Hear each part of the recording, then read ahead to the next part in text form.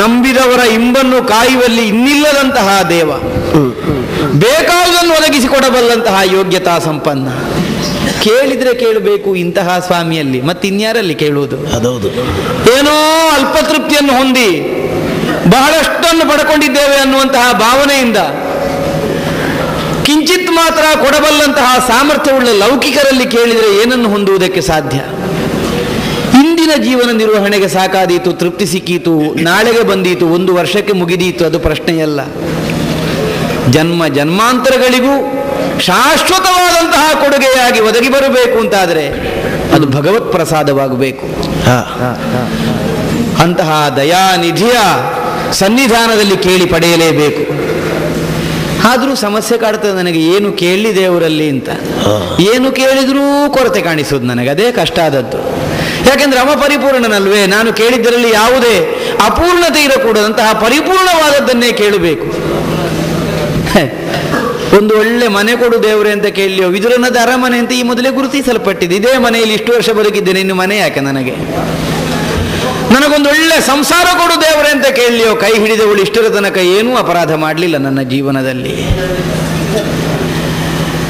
ಬೇಕಾದಂತಹ ಸಂಪತ್ತು ಕೊಡು ಅಂತ ಕೇಳಲಿಯೋ, ನನಗೆ ಉಣ್ಣುವುದಕ್ಕೋ ಅನುಭವಿಸುವುದಕ್ಕೋ ಏನೂ ಕೊರತೆ ಅಂತ ಕಾಣಿಸಲಿಲ್ಲ ನನ್ನ ಜೀವನದಲ್ಲಿ. ಸಂಪತ್ತು ಕೇಳಿದರೂ ನಷ್ಟವೇ. ನನಗಿನ್ನು ಮತ್ತೆ ಯೌವನ ಕೊಡು ಅಂತ ಕೇಳಲಿಯೋ, ಈಗಲೇ ಬದುಕಿದ್ದು ಹೆಚ್ಚು ಅಂತ ಕಾಣಲಿಕ್ಕೆ ತೊಡಗಿದೆ, ಮತ್ತೆ ಇನ್ಯಾಕೆ ಕೇಳಲಿ ಯೌವನ? ನನ್ನ ದೇಹಕ್ಕೊಂದು ತ್ರಾಣ ಕೊಡು ಅಂತ ಕೇಳಲಿಯೋ, ಯಾವ ಪ್ರಜೆಗಳನ್ನು ಪರಿಪಾಲಿಸುವ ಉದ್ದೇಶಕ್ಕಾಗಿ ಶರೀರದ ತ್ರಾಣವನ್ನು ಅಪೇಕ್ಷಿಸಬೇಕು ನಾನು? ವಿದ್ಯೆ ವಿವಾದಕ್ಕಾದೀತು, ಸಂಪತ್ತು ದುರ್ವ್ಯಯಕ್ಕಾದೀತು. ಶರೀರದ ತ್ರಾಣ ಮದವನ್ನು ತೋರಿಸಿಕೊಳ್ಳುವುದಕ್ಕೆ ಉಪಯೋಗವಾಗಿ ಹೋದರೆ ಭಗವಂತನ ಅನುಗ್ರಹಕ್ಕೆ ಅರ್ಥ ಇಲ್ಲ ಅಂತಾಗಿ ಹೋಗ್ತದೆ. ಅಂಥದ್ದೆಲ್ಲ ಬರುವುದೇ ಬೇಡ ದೇವರೇ ನನಗೆ. ನನ್ನ ಶರೀರದ ತ್ರಾಣ ಇವತ್ತಿಗೆ ಬಿದ್ದು ಹೋಗಲಿ, ನನ್ನ ಮನೆಯೊಳಗಿದ್ದ ಸಂಪತ್ತು ಇವತ್ತಿಗೆ ಸಂಪೂರ್ಣ ನಾಶ ಆಗಿ ಹೋಗಲಿ, ನನ್ನ ದೇಹದಲ್ಲಿರುವಂತಹ ಆಯುಷು ಕ್ಷೀಣಿಸಲಿ, ಇದೇ ನನ್ನ ಪ್ರಾರ್ಥನೆಯೇ ಹೊರತು ನನಗೆ ಇನ್ನಷ್ಟನ್ನು ಕೊಡು ಅನ್ನೋ ಹಾಗೆ ಕೇಳುವಂತಹ ಹುಂಬತನ ನನ್ನಲ್ಲಿ ತಲೆದೋರುವುದಿಲ್ಲ. ಸತಿ ಸುತ ಸಂಸಾರ ಸಂಪತ್ತು ಅನ್ನುವಂತಹ ಯಾವ ವ್ಯಾಮೋಹವೂ ನನ್ನ ಕಣ್ಣ ಮುಂಭಾಗದಲ್ಲಿ ಗೋಚರಿಸುವುದಿಲ್ಲ. ನನಗೆ ಬೇಕಾದ್ದು ಒಂದೇ ಬೇಕಾದ್ದು ದೇವರೇ, ಅದನ್ನೇ ಕೊಡು. ಏನೂ ಇಲ್ಲದೇ ಇದ್ದದ್ದನ್ನು ಕೊಡು. ಯಾಕೆಂದರೆ ಒಂದನ್ನು ಒದಗಿಸಿದದಕ್ಕೆ ಒಂದು ಕೊರತೆ ಅಂಟಿಕೊಂಡಿರ್ತದೆ, ಅದು ಬೇಡ ನನಗೆ.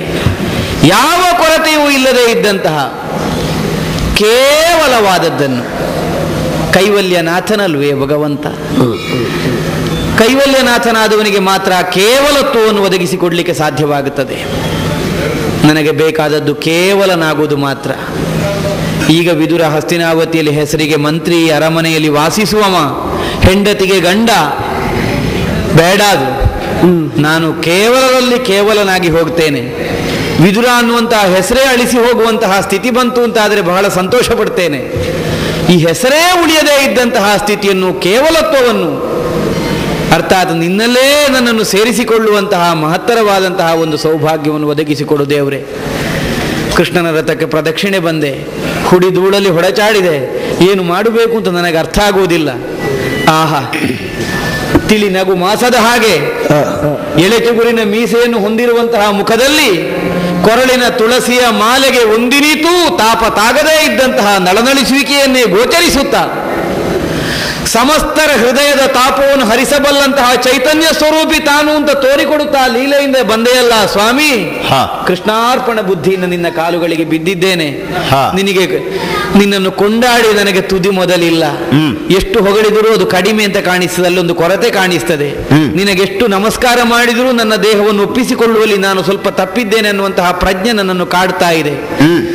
ನಿನಗೆ ನಾನು ಸಲ್ಲಿಸಬಹುದಾದಂತಹ ಒಂದೇ ಒಂದು ಪೂಜೆ ಅಂತ ಹೇಳಿದರೆ ಒಂದೇ ಇರುವುದು ದೇವರೇ, ಎರಡಿದ್ದದ್ದು ಒಂದಾಗಲಿ. ಯಾವ ಅರ್ಥದಿಂದ ನೀನು ಗ್ರಹಿಸಿಕೊಂಡ್ರೂ ನನಗದು ಸಂತೋಷವೇ. ನಾನು ಬಂದದ್ದು ಅದೇ ಉದ್ದೇಶಕ್ಕೆ. ಆ ಎರಡಾಗಿರುವುದು ಬೇಡ. ಹಸ್ತಿನಾವತಿಯಲ್ಲಿ ಈ ಎರಡಾದದ್ದನ್ನು ನೋಡಿ ನೋಡಿ ನೋಡಿ ನನ್ನ ತಲೆ ಹಾಳಾಗಿ ಹೋಗಿದೆ. ಆದದ್ದರಿಂದಲೇ ಎರಡಾಗಿದ್ದದ್ದನ್ನು ಒಂದು ಮಾಡು ಅನ್ನುವಂತಹ ಉದ್ದೇಶದಿಂದಲೇ ನನ್ನ ಬೇರೆ ಬೇರೆ ಆಗಿರುವ ಎರಡೂ ಕೈಗಳನ್ನು ಮುಗಿದು ನಿನ್ನ ಮುಂಭಾಗದಲ್ಲಿ ನಿಂದಿದ್ದೇನೆ ಸ್ವಾಮಿ. ಎರಡನ್ನು ಒಂದು ಮಾಡಿ ಮುಗಿಸಿ ಬಿಡತ್ಲಾಗಿ. ಅಯ್ಯ